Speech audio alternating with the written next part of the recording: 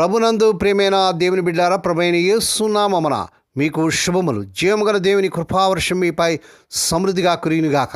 ఈ దినం అనగా జనవరి నెల 1వ తారీఖు 2026 గురువారం హోలీ ట్రినిటీ చర్చ్ మినిస్ట్రీస్ వారు అందించు అనుదినమన్న. ఈ దిన మన ధ్యానాంశం వెనుక ఉన్నవి మార్చి దేవుని వాక్యం చదువుకుందామండి. ఫిలిప్పీయులకు రాసిన పత్రిక 3వ అధ్యాయం 13 సహోదరులారా, నేను ఇదివరకే పట్టుకొని ఉన్నానని తలంచుకున్నాను. అయితే ఒకటి చేయుచున్నాను, వెనుక ఉన్నవి మార్చి ముందున వాటి వరకే వేగిరపడుచు క్రీస్తు యేసునందు దేవుని ఉన్నతమైన పిలుపును కలుగు బహుమానం పొందవాలని గురి యొద్దకే పరిగెత్తుచున్నాను. దేవుడు తన పరిశుద్ధ వాక్యమును దీవించునుగాక. దేవుని బిడ్డారా, ప్రభువైన యేసు నామమున మీ అందరికీ మా హోలీ ట్రినిటీ చర్చ్ మినిస్ట్రీస్ తరపున మీకు నూతన సంవత్సర శుభాకాంక్షలు తెలియజేస్తున్నాం. దేవుని బిడ్డారా, మీరు అంతా ఎలాగున్నారండి? రాత్రి మరి చాలా సమయం మీరు నూతన సంవత్సరం కోసం ఎదురుచూచే ప్రార్థనలో మీరు కనిపెట్టి ఉన్నారని, మరి నూతన సంవత్సరం కొరకు వాగ్దానాలతో ఈ నూతన సంవత్సరం ప్రవేశించారని నమ్మి ప్రభువును స్తుతిస్తున్నాను. దేవుని స్తోత్రం. ఈ ఉదయకాలం కూడా ఈ నూతన సంవత్సరం మొదటి దినం ప్రభు కోసం సమర్పించండి. దేవుని సన్నిధికి వెళ్ళి ప్రభువును స్తుతించి గణపరిచి ప్రభువును మహింపరచండి. దేవుని మహాకృపను బట్టి గతించిన సంవత్సరాలన్నింటిలో కూడా దేవుడు తన కృపను మనం భద్రపరిచి కృప వెంబడి కృప చూపించి తిరిగి మరొక నూతన సంవత్సరంలో ప్రభు మనం ప్రవేశపెట్టేందుకే ప్రభుని ఎంతగానో స్తుతించాలి. ఈ నూతన సంవత్సరంలో అడుగుపెట్టడం దేవుని బిడ్డమైన మనకు దేవుడు అనుగ్రహించిన ఒక అద్భుతమైన అటువంటి అనుభవం. నూతన సంవత్సరం ప్రారంభం ఎన్నో సవాళ్ళను మన ముందుకు తెస్తుంది, ఎన్నో అవకాశాలు మన ముందుకు మోసుకొస్తుంది.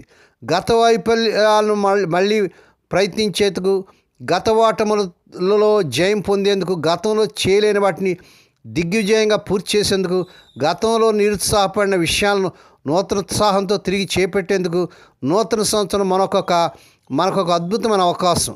గత సంవత్సరపు చేదు అనుభవాల్ని ఛేదించుకుంటూ నూతన సంవత్సర ద్వారం వద్ద మనం నిలుచుకొని ఉన్న ఈ సమయంలో మనలో ఎన్నో అనుమానాలు, ఎన్నో అనుభూతులు, ఎన్నో భావవేశాలు, ఎన్నో భావోద్రేకాలు, ఒకవైపు కన్నీళ్లు, మరోవైపు ఆనంద బాష్పాలు మన చెక్కులను చెమ్మగలి చేస్తుండగా నూతన సంవత్సరపు తెర తొలగించబడుతున్న ఈ సమయంలో మనలో ఏదో తెలియని అనుభూతి మన ముందున్నది. ఒక అద్భుతమైన సంవత్సరమే, అందులో ఎలాంటి అనుమానం లేదు. ఎందుకంటే అది మన ప్రేమ, ప్రభు మనల్ని ప్రేమించి మనకిచ్చిన మరో నూతన సంవత్సరం కనుక దేవుని బిడ్డారా, ఒక క్షణం మనం వెనుదిరిగి ద్వారా మనల్ని భయపెట్టిన ఎన్నో శ్రమలు, తుఫాన్లు, మనల్ని ముంచేయాలని ప్రయత్నించిన ఎన్నో శోధన తరంగాలు, ఎన్నో ప్రమాదాలు, మరి ఎన్నో ప్రయాసాలు, ఎన్నో కష్టాలు, ఉరులు, మరి ఎన్నో కన్నిటి అనుభవాలు అన్నీ మనకు సుదూరంగా పారిపోతున్నాయి దేవుని బిడ్డారా.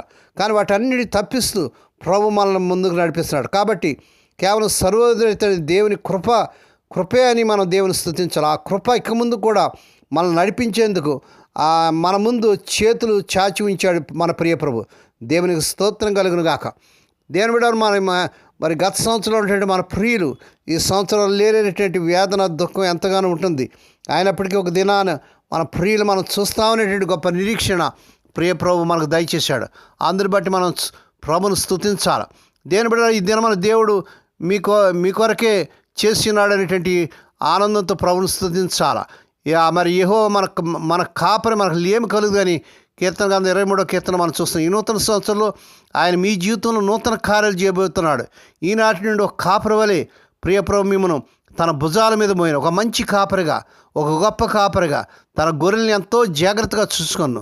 క్రూర జంతువులు, విషపూరితమైన మొక్కల నుండి ఎటువంటి అపాయం కలగకుండా ఎంతో జాగ్రత్తగా ప్రియప్రభు మనల్ని కాపాడుతాడు. ఈ సంవత్సరం అంతా తన మంద యొక్క శ్రేయస్సు మరియు సంరక్షణే ఒక కాపరి బాధ్యత. అతను వాటిని మోయించి మంచి ఆహారంతో మేపవలను. మరియు మంద ఎంత పెద్దదైనను ప్రతి ఒక్క గొర్రెను సంరక్షించవలసిన బాధ్యత కాపరిదే. కనుక ఒక కాపరికి మరియు మందకు మధ్య గొప్ప సంబంధం ఉన్నది. నేడు మీరు దేవునికి అనేక బాధ్యతలు ఉన్నవి. నేను సముద్రంలో ఒక నీటి చుక్క వంటి వాడిని, నన్ను కనిపెట్టుక ఆయన సమయం లేదని ఒకవేళ దేవుని బిడ్డ నువ్వు చింతించున్నావు, నువ్వు చింతించవలసిన పని లేదు. నేను మంచి కాపరని ప్రియపవు చెప్తున్నాడు. దానికి అర్థం ఆయన మనల్ని ఎల్లప్పుడూ కనిపెట్టి ఉంటాడు కదా. కీడు నుండి తప్పిస్తాడు. ఆయన మనకు ముందుగా నడుస్తాడు, మన మార్గం సరళం చేస్తాడు. గనక మరి దేవుని బిడ్డరా, మనం వెనుకను మార్చి ముందున వాటి కొరకే మనం వేగరపడి ముందుకు సాగాలని ప్రియ ప్రభు కోరుతున్నాడు. మనలో ఎన్నో బలహీనతలు ఉన్నాయి, మరి ఎన్నో కష్టాలు, వేదనలు గతంలో అనుభవించాం. దేవుని బిడ్డలారా, అవన్నీ కూడా మర్చిపోయి గతాన్ని విస్మరించి ఈ నూతన సంవత్సరంలో నూతన కార్యాల కొరకు, నూతన లక్ష్యాల కోసం గురి వద్దకే మనం పరిగెత్తడానికి పరిశుద్ధాత్మ దేవుడే మీకు సహాయం చేయనుగాక. దేవుడి మాటలు దీవించునుగాక. ప్రార్థన చేసుకుందామండి. పరిశుద్ధమైన మా తండ్రి, నీ పరిశుద్ధ నామమునకు వందనాలు స్తోత్రాలు చెల్లించుకున్నానని మీరు ఎంతైనా నమ్మదగిన దేవుడు. మా తండ్రి, మరొక నూతన సంవత్సరం ప్రవేశించి గొప్ప భాగ్యాన్ని నీ కృప చొప్పున మాకు దయచేసావు నాయన. గత సంవత్సరం అంతా మా పట్ల మీరు చేసిన మేళ్ళన్నిటి బట్టి నేను స్తుతిస్తూ కొనియాడుతున్నాను తండ్రి. మాకంటే మంచివారు, గొప్పవారు, నీతిమంతులు లోకాన్ని విడిచి వెళ్ళినప్పుడు కూడా మమ్మల్ని ఇంకా ఉంచావంటే నీ కృప మా పట్ల ఏదో ఉంది నాయన. నీ స్తోత్రాలు. ఈ దినం జరిగేటువంటి ఈ నూతన సంవత్సరం వేడుకలో ఉండండి, ఆరాధనలో ఉండండి, స్తుతుల్లో ఉండండి నాయన. ఎవరైతే నాయన ఈ నూతన సంవత్సరం ప్రవేశించదాక హాస్పిటల్లో ఇంటెన్సివ్ కేర్లు సీరియస్ కండిషన్ ఉన్నారు, ఇప్పుడే కలవరి శిరో రక్త ప్రభావాన్ని శిరస్సు మొదలుకొని పాదంలో ప్రారంభ చేస్తున్నాం నాన్న. స్వస్థత, ఆరోగ్యం, విడుదల యేసు నామములో ప్రకటిస్తున్నాం తండ్రి. నీ స్తోత్రాలు. మా తండ్రి, ఏ కుటుంబంలో తమ ప్రియులు ఇద్దరు నుంచి మాడించి దుఃఖంలో వేదన్నారు అటు వారికి కావాల్సిన ఆదరణ దయచేయండి. ఈ దినమంతటా నీ బిడ్డల చుట్టూ మీరు రక్తం చేసి ఆయన ప్రతివేదన కీడు నుంచి, దృష్టి నుంచి, ప్రమాదాలు తప్పించి మరి నాయన బిడ్డల యొక్క మరి ఆరాధనలు అన్నింటిలో మీరు ఉండి క్షేమకరమైన ప్రయాణాలు దయచేయమని ఈ సంవత్సరం మరి ఆశీర్వాదకరమైన సంవత్సరంగా, దీవెనకరమైన సంవత్సరంగా, అద్భుతాలు, ఆశ్చర్యకార్యాలు, వింతలు, సూచక్రియలు పొందే సంవత్సరంగా ఎంచుకుంటూ స్తుతిస్తూ కొనియాడుతూ యేసయ్య పరిశుద్ధ నామమున స్తుతించి గానపరిచి వేడుకొని ప్రార్థిస్తున్నాం తండ్రి. ఆమేన్. మన ప్రభువైన యేసుక్రీస్తు వారి కృప, తండ్రి అయిన దేవుని ప్రేమ, పరిశుద్ధాత్మ దేవునికి అన్యున సహవాసము సదాకాలం మీకు తోడేండి నడిపించి బలపరచును గాక.